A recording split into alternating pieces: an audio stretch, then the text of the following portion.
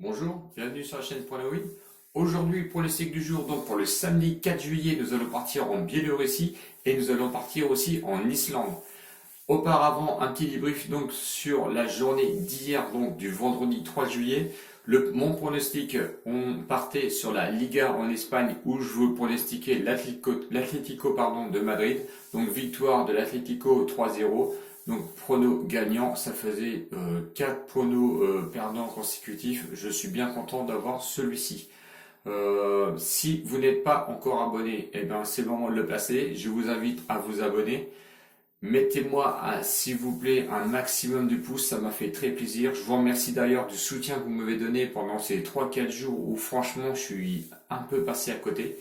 Donc je vous remercie sincèrement parce que ça m'a vraiment aidé et je suis fier de vous. Donc s'il vous plaît, mettez-moi des pouces pardon, au maximum. Et si vous n'êtes pas abonné, bah, écoutez, abonnez-vous, il n'y a pas de souci. Je tenais aussi à vous dire que sur Discord, vous êtes de plus en plus à aller sur le serveur.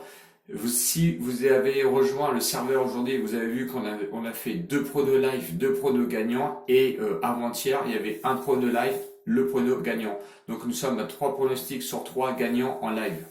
Allez, on y va, on part sur la journée du samedi 4 juillet. Donc on part en Biélorussie, match le Neman contre Islok. Neman 3e contre Islok 8e. Le Neman est proposé à une cote de 2,20. Match nul 2,90 et ensuite Islok proposé à une cote de 2,8. Les 3 derniers matchs de Neman, 3 victoires. 2 à domicile contre Smolovici et une contre le Dynamo Brest avec une victoire 2-0 et 1-0. Et ensuite une victoire à l'extérieur au Schluk où ils ont gagné 1-0. De son côté, Islok a enchaîné 2 victoires et un match nul. 2 victoires dont 2 à l'extérieur, une au Gorodeja et une contre Minsk. Gorodeja, dernier match, donc on sait bien que le Gorodeja est très mal placé. Ils ont été gagnés quand même 2-0 là-bas. Le match nul intéressant contre le Zodino à domicile où ils ont fait 2-2. Si on regarde de plus près un petit peu le classement à domicile, le Neyman se classe 2e sur 16 avec 7 matchs joués, 5 victoires, 1 nul, 1 défaite, 14 buts marqués, 6 buts seulement encaissés, donc très peu de buts encaissés. Et de ce côté, Islok à l'extérieur, c'est 14e sur 16, c'est pas terrible du tout. 6 matchs joués, 2 victoires, 0 nul, 4 défaites, 4 buts seulement marqués et 9 buts encaissés. Bon, autant vous dire que c'est pas terrible, 4 buts marqués, il ne marque vraiment pas à l'extérieur. Si je regarde les confrontations de 2016 à 2019, 4 matchs joués à domicile sur le Neyman, c'est 2 victoires, 2 matchs nuls. Donc vous avez très bien compris que le prono va aller évidemment sur la victoire du Neyman et du match nul. Donc le prono coté à 2-2, comme d'habitude, mise initiale 10 euros, donc 6 euros sur la victoire de Neyman qui peut vous ramener 13,20 euros et le match nul coté à 2,9, on met 4 euros dessus, il peut vous rapporter 11,60 euros. C'est plus pour se couvrir, on va dire, en cas de faux pas de Neyman. Si vous voulez aller plus loin, écoutez, il n'y a pas de souci parce que le deuxième prono, on va partir en Islande pour la 4e journée où le KR Reykjavik va affronter le Viking je crois, Reykjavik, donc le 6e contre le 7e.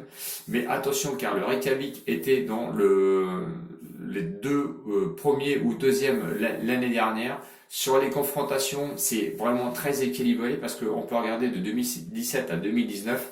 3 matchs, une victoire pour alors c'est compliqué, hein, c'est KR Reykjavik et l'autre c'est le Vikingur Reykjavik. Donc 2 victoires par contre pour le Vikingur Reykjavik. Donc très équilibré. Bon, sauf qu'à domicile, la saison passée, le KR Reykjavik, lui, c'est 11 sur 11 matchs à domicile, c'est 9 victoires, 2 matchs nuls. Et de son côté, le Vikingur, lui, à l'extérieur, sur 11 matchs, c'est 3 victoires seulement, 3 nuls et 5 défaites. Donc, il faut se méfier, mais je pense qu'on va aller sur la continuité du Reykjavik. Donc, c'est le 1N à 1,25 €. Si vous voulez faire le combiné du match en Biélorussie plus celui d'Islande, écoutez, vous pouvez. Vous faites Neyman à une cote de 2,20 plus le double chance 1N à 1,25, ça vous fait une cote finale de 2,75.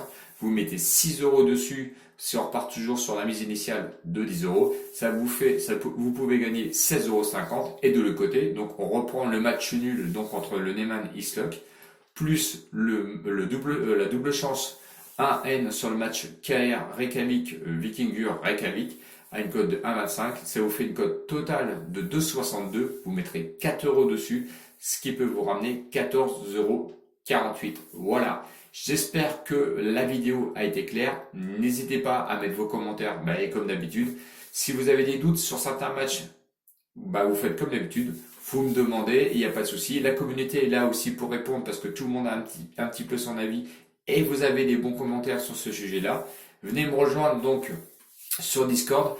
Vous êtes de plus en plus nombreux, il n'y a pas de souci. Je pense que je suivrai certains matchs donc samedi après-midi et dimanche pour sûr. Et je me garde le CEF évidemment pour la journée de dimanche.